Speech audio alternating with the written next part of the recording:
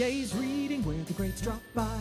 Trendy authors tell us all the who, what, and why. Anyone can listen, cause we're spoiler free. Gaze reading, from Pulitzer stars to book club picks, where the curious minds can get their fix. So you say you're not gay, well that's okay.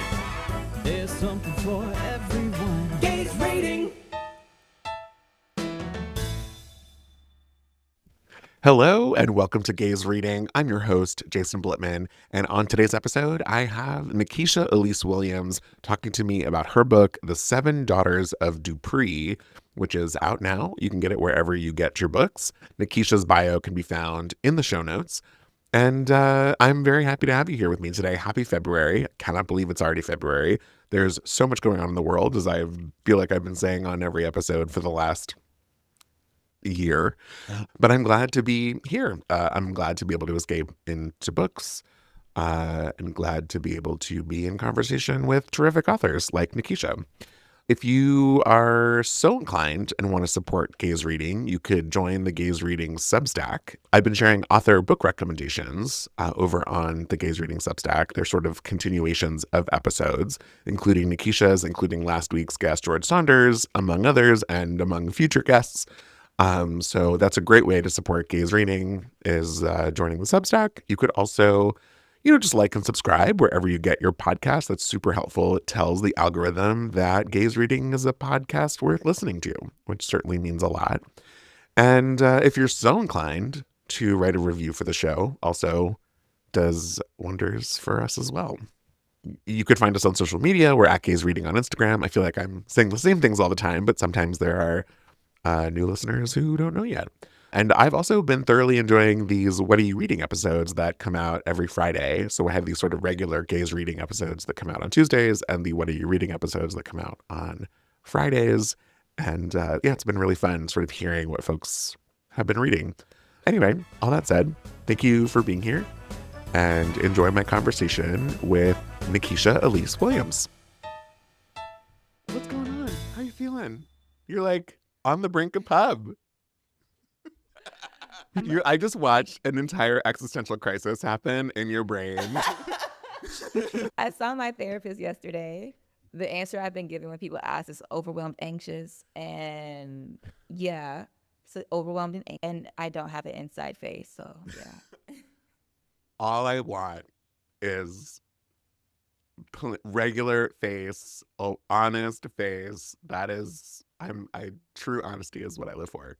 Nikesha Elise Williams, welcome to Gaze Reading. Here to talk about your beautiful new novel, The Seven Daughters of Dupree. That's all I got. I'm like my mouth is open wide and that's it. Have a great rest of your day. For our listeners who have not yet read the book, what is your elevator pitch for The Seven Daughters of Dupree? Sure. So The Seven Daughters of Dupree is a novel about the secrets kept between mothers and daughters over the course of 7 generations, told backwards in time from 1995 to 1860. The novel opens in 1995 with Tatiana. It's her birthday, but before she can go out and celebrate with her mother and her friends, she has to go down in the basement where her mother, Nadia, runs a beauty salon and help out with that day's client. It is a Sunday, and the client is Tati's grandmother, Gladys, whom she calls Mimi. And you would think that in this basement where there are 3 generations of women that Nadia and Gladys would be imparting wisdom and giving Tati the game. And that is absolutely not happening because they are keeping a secret from Tati. She desperately wants to know the identity of her father, and they won't tell her. And that is the very first secret in this line of women that ripples all the way back to 1860 in the fictional town of Land's End, Alabama, where the first in their line lived. They don't know her name. They don't know anything about her. They only know the legend of how she died. And that legend is they cut off her head because she ran. All right, elevator pitch. I've done it a few times. Something that I found so magical about the novel is that the real big question is, where do I come from? And it's both on a macro level and on a micro level that the book explores where do I come from.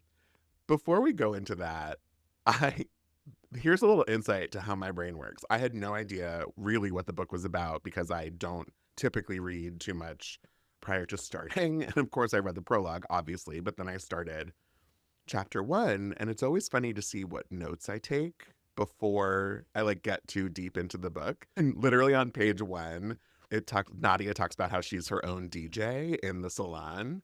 And my first question was like, what would be on your playlist? And I'm like, what a dumb question when you like think about the whole of the book.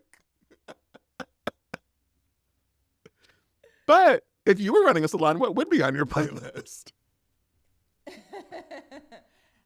I'm a professional playlist maker. Are you? I Shut up. love music. Yes, I'm a professional playlist maker. And everybody knows that my favorite artist is Janet Jackson. So there's going to be a lot of Janet, a lot of 90s R&B, a lot of R&B period. Some hip hop, because I love hip hop, and loving the new Cardi B album, banging the mess out of it. So a little bit of everything. I'm from Chicago, so definitely deep house. Yeah. So Obsessed. So little did I know I was really tapping into something so deeply rooted in you on page 1 of the book. So it was actually perfect. It was a brilliant question, really. it's great. You planned it that way. Exactly. I'm so glad that you mentioned Janet because I listened to some of your podcast and you talk about the journey of getting published, the journey of writing the book. And I don't remember the context. I think it was like, all I wrote down was watch some Janet concerts because you were talking about, you were praying, you were doing some spiritual connection. You talked about all of these like high power things and also watch Janet concerts. I was like, oh, I'm obsessed that we are fully committed to the Janet Jackson universe. Do you know her choreography? Are you? Yes. I grew up dancing. I had the concerts on DVD. I would watch them and do all the choreography, every hair flip, every ad lib, all the hand motions. Like, Do you have a fave? a fave choreography moment. Yeah. If I was like, you could do one song right now, all out, what would it be? Oh, it's If. Zero hesitation. It's absolutely If. Why? That choreography is so iconic. I guess I don't Like, know it. I have to look it up after this. Your face is... the If breakdown choreography is absolutely iconic. Okay. She has lots of great choreography. Like, a lot of people talk about Rhythm Nation and Miss You Much and know like all the If choreography though it's iconic. Okay, I'm embarrassed that I don't know it, but maybe when I see it, I'll be like, yeah. You've seen it. I'm sure you've seen it. Okay, I'm gonna Go watch look it it up. as the second this is done. If we were like on a live show, I'd roll the clip. But we don't have that. Okay, back to the question of where do I come from? There's something too about the book. It's like the story of being enough. What does that mean to you? I think that's most evident in Nadia's character, that she is constantly trying to prove herself. Initially for her mother, trying to prove herself in the eyes of her mother so that it doesn't look badly on her. Trying to prove herself with Tati's father, in that she knows better, but she's not doing better. She's trying to pull herself out of this entanglement with this married man. And in the end, trying to prove herself that she's enough to raise her daughter, which is one of her famous lines, Right. I'm enough, I'm enough. And it's both a declaration to Tati, but an affirmation for Nadia, because even as she says it, I don't know if that she actually quite believes it. What do you think it takes to believe it? Child.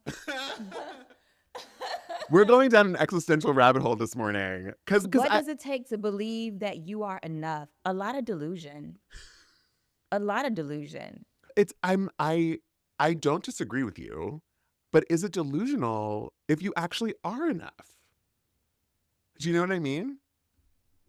It's not delusional when you are enough, and it's not delusional to be enough, but to have large, outsized dreams, and those dreams don't have to be grand. They could just be to do better than your parents, to own a home, to raise well-adjusted, well-mannered, polite, good-looking children. Like, they don't have to be huge, but when you see how messed up the world is, and you have this belief that you can be above it all, that in some respects is delusional just in everyday life, right?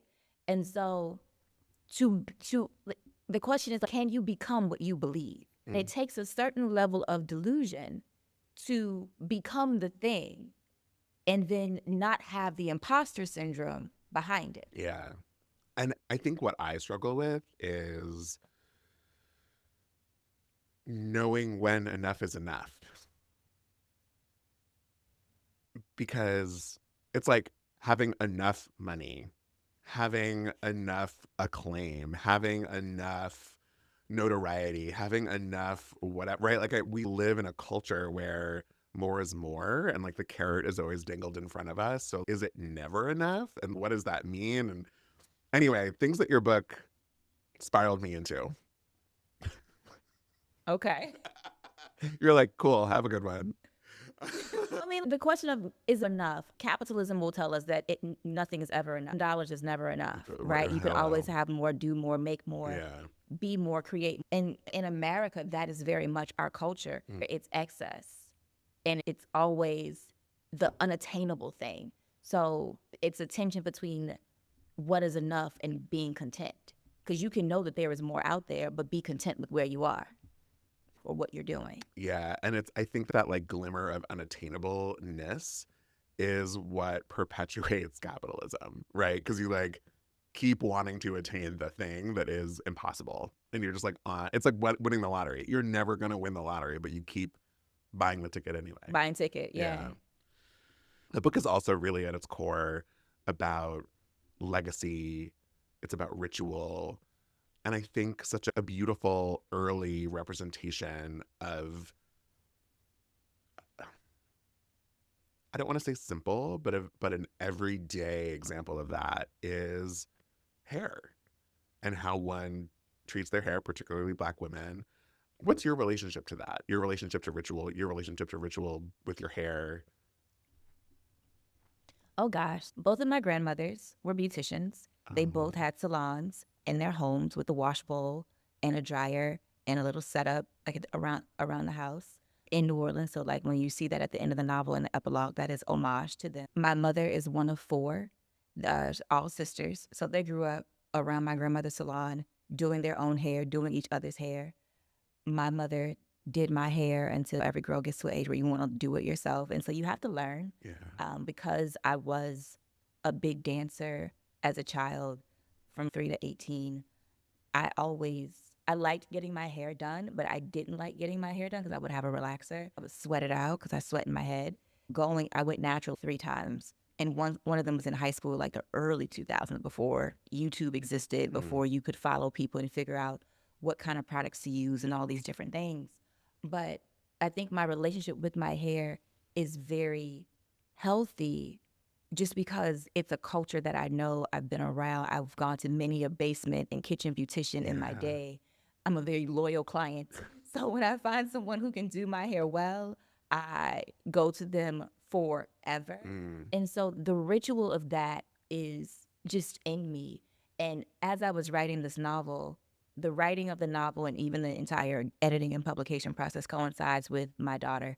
I started the novel in 2021, 9 days before she was born. She's now 4. So as I was writing the novel, whenever I would have to wash her hair, or as it started to grow from when she was a baby and start to do her hair, I was always thinking about this book and what it means to show care and to show love as a mother to my own child when I do her hair. And so now we're at a point where I do her hair every other week. I wash it, I braid it down, she gets the beads, she makes requests on what kind of style she wants, if she wants bows, what colors, all the things. And it's a whole thing. And she sits there and it's our moment and she knows the process. And then I do the same thing with myself where every 2 weeks I wash my hair and I take my time and I deep condition and detangle and twist it down and do all the things. Or if I'm getting braids, I keep it in a state so that it can be braided up. The ritual of that is very sacred.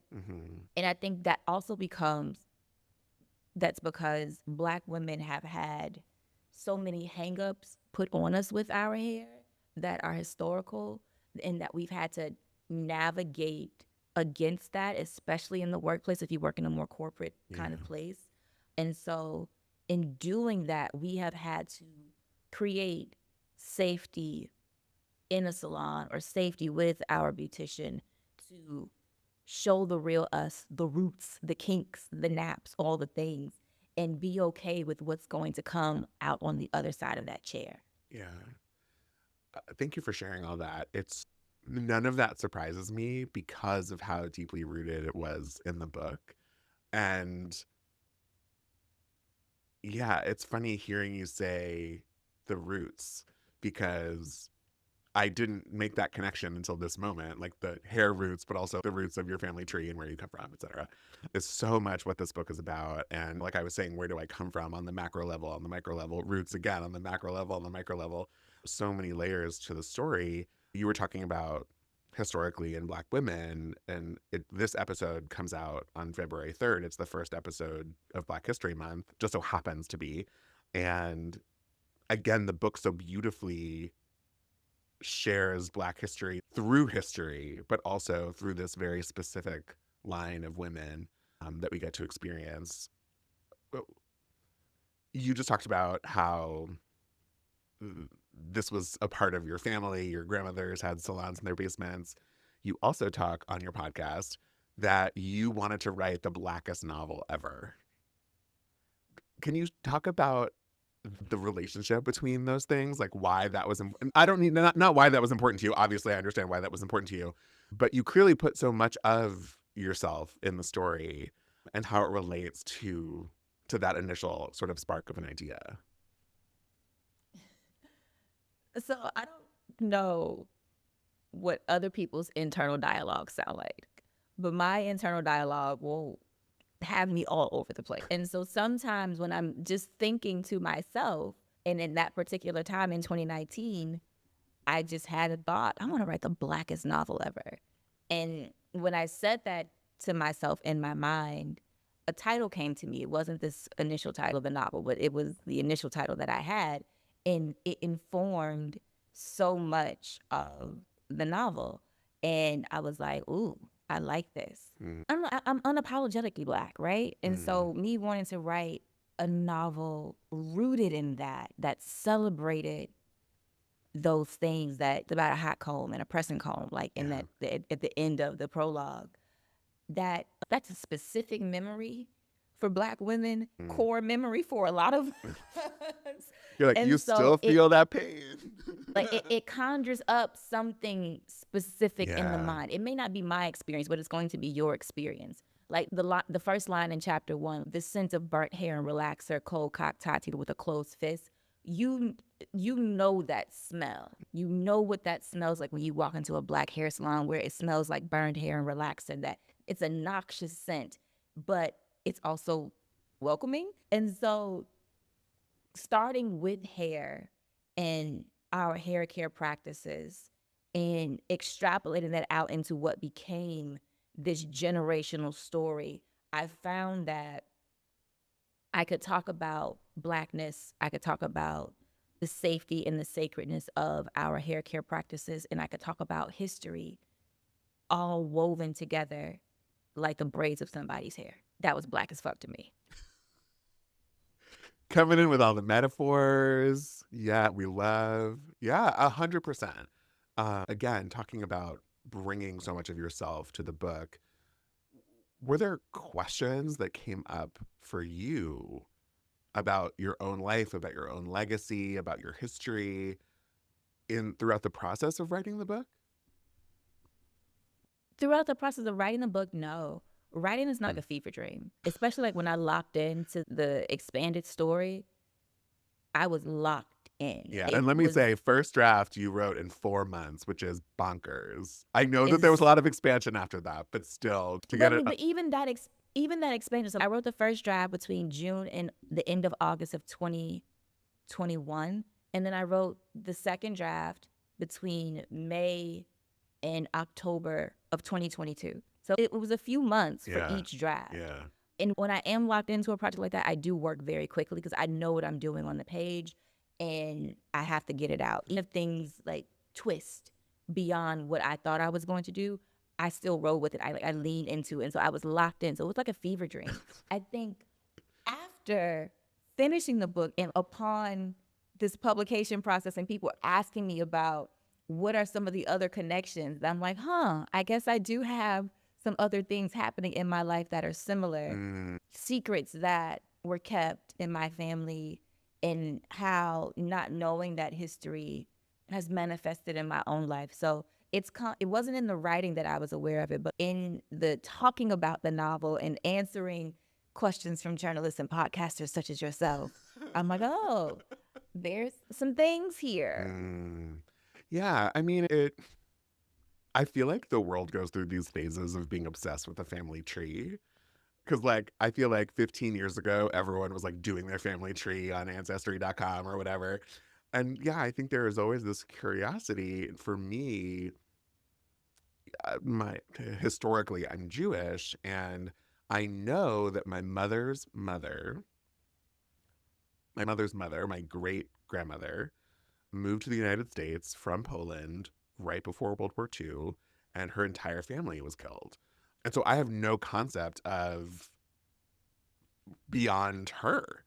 That sort of history was lost. And frankly, for me, in reading the book, it had me thinking about who were these humans that I like truly have no concept of in any way, shape, or form. So I think in addition to learning so much about the women in the story, it sets a tone of asking the reader to think about their own legacy. You talked about writing this book 9 days before your daughter was born. Having finished it, she's 4, it's publishing. It's about this legacy of women. How does that part of it feel? I really don't have a feeling about that per se. Like I look at the novel and I look at her and I know they grew together, right? Yeah. But my daughter and even my son, my children, don't care about what I do. Like they do not care about what it is that I do, what I've got going on. They know I write. They know I write books. They know this is my book. And she's, oh, that's your book. That's mommy's book. Or if I'm scrolling on Instagram or reposting something, she's, oh, they have your book. But other than that, they really don't care. Yeah. And kids will keep you humble. This is always about them. So it's a distancing type of thing. To tell the story of of how everything came together is a testament to faith and belief in miracles. But outside of that and just like the day to day, nah. Sure. But what does it make you think when, 10 years from now, your daughter is going to read this book? Let's say she reads this book. Maybe she'll be like, I'm never reading this book. But let's assume she does. I think that, I don't know, it's meaningful to me from an outsider's perspective that you wrote this beautiful story of these women, knowing that you have a daughter and one day she will be able to She may read it. Yeah. And I don't know, maybe that's me being a little too saccharine. And one day she decides that she wants to read the novel, I'm going to let her. And if she has questions, then we'll cross that bridge when we get there. But like at present, they're not particularly interested. Well, no, of in course, what she's it is 4. that I'm doing. Yeah. Yeah. There is an author who I recently had on the show, and she sent me a video of her 2 young kids. I think they're also around 4-ish. And she only had one finished copy of her book. And the kids were like tugging on it and it was almost going to rip. And she was like, talk about humbling. It's the only copy I have of my book. And my kids are basically pulling it apart because they don't care. You talk about, again, on your podcast, how 7 is the number of completion. I didn't know that. Where does that come from? The Bible. Oh, hi, I'm Jewish. I know, I should have Googled that, but I didn't. Because I heard you say it. And I was like, oh, I love that. But it comes from like I don't even know if it necessarily comes from the Bible. Like, I can't quote you chapter and verse. Sure. But I do think that definitely comes from Abrahamic religions. People say 7 is the number of completion because God made the world in 7 days. So that's Genesis. Yeah, that makes sense. Yeah, I love that. The symmetry, the symbiosis of the 7 and of the women. And of course, here I am, the whole book, counting. I'm constantly counting. Who am I missing? Readers who get the finished copy won't have to count because there's a family in the very that you can. I wrote my own in the back. I love that. I've done that before for generational books where I don't get the treat. I will definitely write my own to keep it all together. Yeah. Oh my God, I love it. This is not your first book. It's not your first rodeo. It is your first traditionally published book, or at a big 5 published book. And you talked about having an indie mindset, but didn't want to be indie anymore. And I'm curious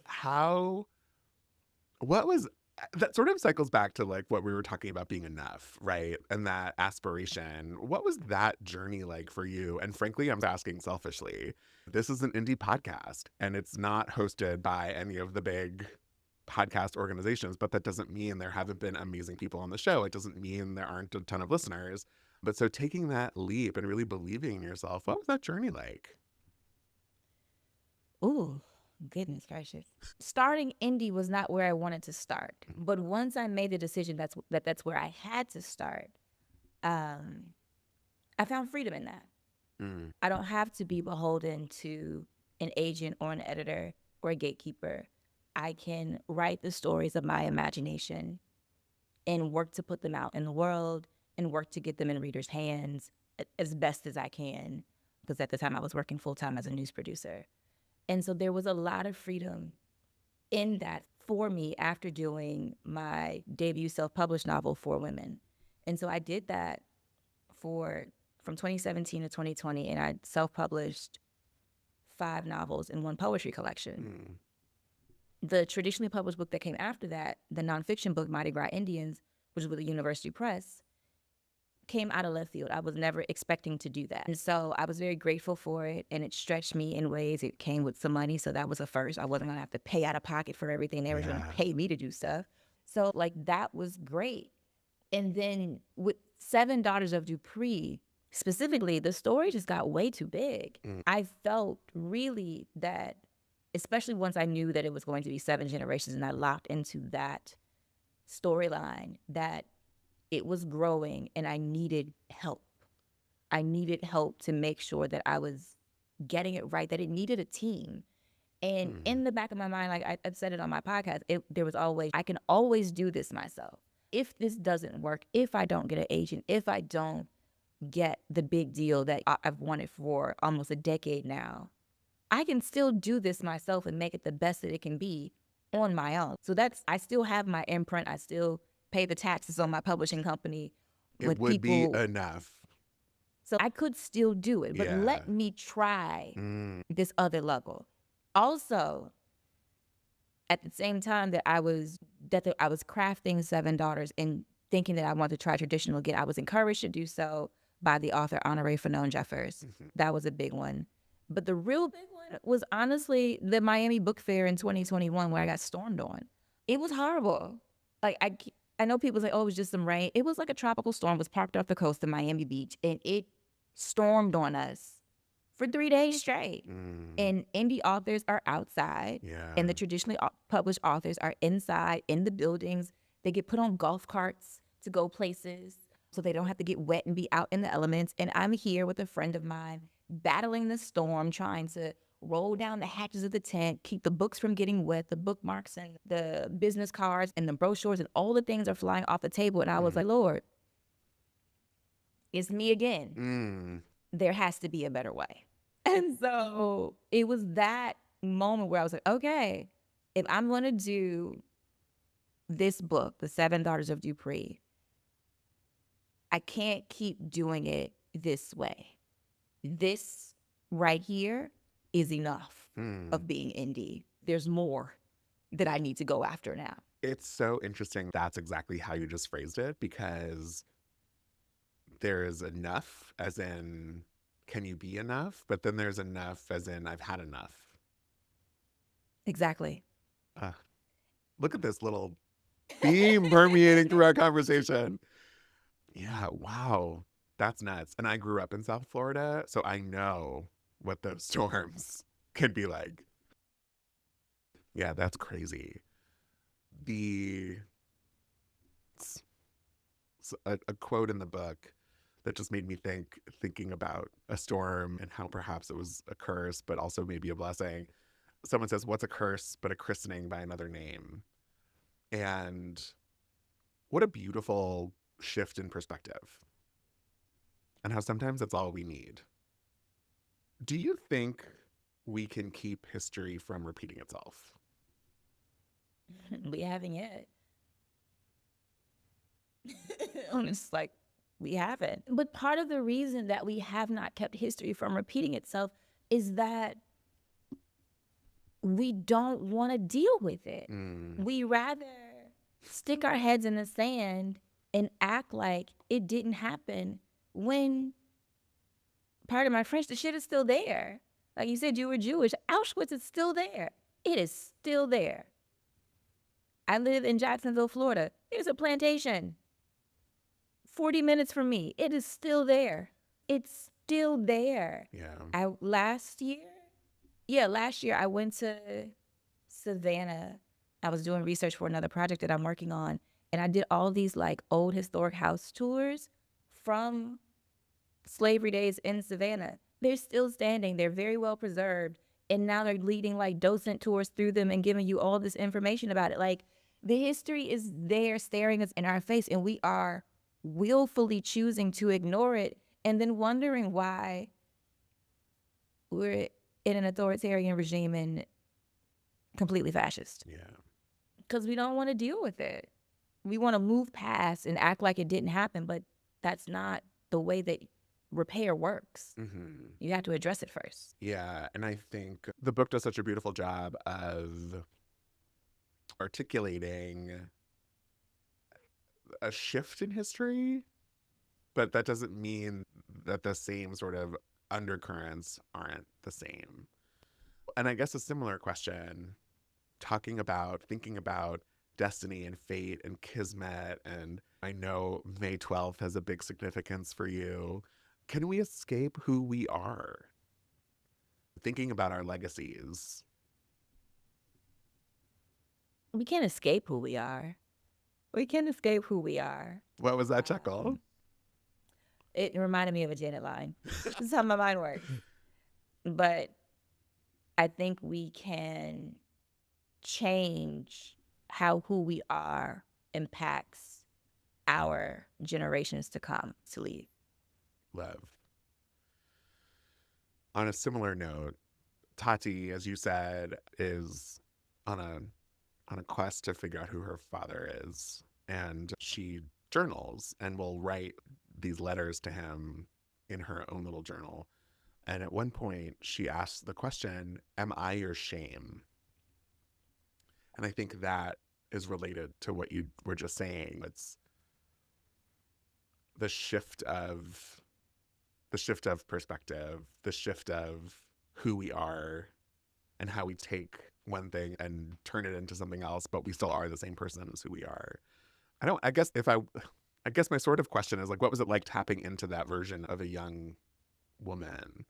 Because it's hard what she's going through, but like everyone's going, all the women in your book are going through something hard, and she's dealing with the like woes of being young, right? Which is like maybe a stressful thing to tap into as an adult. Honestly, it wasn't. Tati drew a lot on my own personal experience. Like, I was the angsty teenager who wrote poetry in her journal. It wasn't always about my father, but I wrote it, right? Sure. And even now, like, as an adult, like, poetry was my first form. Even as an adult, when I'm going through something, I generally write in verse. And it'll just be in my journal or in my notes app at this point. But I write in verse. And then when I'm working on a project, for the most part, I write prose. And so writing Tati, her being 14, her romanticizing this relationship with her father, and her writing these poems to him about how she feels and what she wants and different things like that wasn't difficult because I remember being her in a way. Sure. A version of her. Yeah. Hearing you say that verse was important to you, is how you process things in your notes app, is particularly meaningful when you read the book. So if you're listening to this prior to reading the book, just clock that writing in verse is meaningful. You are a Chicago girl. I went to school in Chicago. A Pizza place. What is it? What's your fave? Italian Fiesta. What? Italian Fiesta. Italian Fiesta? Yes, Southside Tavern Pizza, the best. What? Oh my God. This is new to me. I was like, I'm Giordano's, which Italian Fiesta. Oh my God, I'm writing it down. So there's a meme, and several people have said this, that there's a guy on Instagram or Threads who was doing like this video and was like, we don't really eat that. And then the question in the comments, like, what are we talking about? And it was like, real Chicagoans don't eat deep dish pizza. Yeah. Like, we'll eat it with you, but we don't really eat that. And I've gone to Giordano's, and honestly, Nadia's first date with Tati's father is at the Giordano's in that park. Know. I was hoping we were going to be symbiotic. No, it was right around when it first opened. But I remember going to that Giordano's. I was a Girl Scout as a kid, and my Girl Scout troop was met in Hyde Park at this church. Yeah. And so we would go there sometimes, like after Scout stuff or whatever. And I never really liked it. Like, it was super saucy, it's too much. So my pizza place is Italian Fiesta. There's one on like 47th and Lake Park, like right by the Outer Drive. Okay. So my husband is a born and raised New Yorker. I lived in New York for many years, and I've gotten to the point of not calling Chicago style pizza. Like, it is its own thing. When you're in the mood for that thing, it's okay. Like, deep dish is cool when you want deep dish, but like sometimes you don't. No, I think a lot of the times you don't. No, but you know what? It was this place in Lincoln Park, and it literally burned down, and I can't remember what it was called, but they served such good, very thin crust pizza. Oh, it was so good. Don't remember what it was called, but that's okay.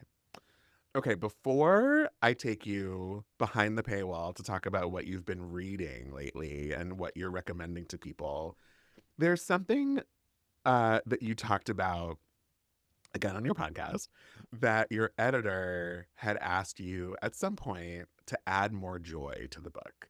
And so I'm curious, for Nikesha, what does adding joy look like? Not necessarily in the context of the book, but in your life, what does adding joy look like to you? Turning on music, singing at the top of my lungs, a good vacation. Where are we going? Oh God, somewhere sunny, lots of beach, lots of sand, lots of surf, little clothes. Okay. Good food. Like, I will take myself on a real good me date and run up the bill and feel no ways bad about it and drink all the things and eat all the things, and it is amazing. Do you have a cuisine of choice? Italian. What's seafood specifically, just overall, but Italian, yeah. Okay. Oh, interesting. So like I did my first solo vacation a la Tracy Ellis Ross last year for Thanksgiving. I took myself to Turks and Caicos because I'd always wanted to go because I like the name of the island. What does that even mean? I like the name Turks and Caicos. It sounds really fancy. I wanted to go, and so I went. Yes. You want to just be able to say you went there. Yeah. Yes. No, I'm just in Turks and Caicos. No. That's so But no, funny. beautiful island. Had a great time. I had a seafood risotto. We had mushrooms and lobster and scallops and shrimp. I had the frito misto, so it had some calamari, some fried other things in it. Like, my parents are from New Orleans, so I love seafood. So crawfish, crab legs, whole seafood boil. I'm in there with the sometimes with gloves on, sometimes with gloves off. I like to eat. Judgment free. That's the thing. Like, I like to eat. Yeah. So if I can make an experience out of them, perfect. This is not judgment. It is just an observation. Not a lot of food in Seven Daughters. No. So the next There's a novel, little I look bit. forward to an extensive Coke. amount of dinner scenes. There's a Thanksgiving scene. Yes. And then there is the food that some of the women make for the altar. And that was just showing how soul food, as you would call it, but ancestral foodways have been passed through the generations. Yeah. Not a whole lot of food, but it's just a touch. Yes. I look forward to seeing your deep love of food in whatever comes next from you. Everyone come join us behind the paywall over on the Gaze Reading Substack. If you don't want to do that, regardless, go get your copy of The Seven Daughters of Dupree. It's so beautiful. You're going to fall in love with these women and maybe shed a tear at the end, just like I did. Thank you for joining me on our main episode. And let's go hang out on Okay. Substack. Hey, let's go.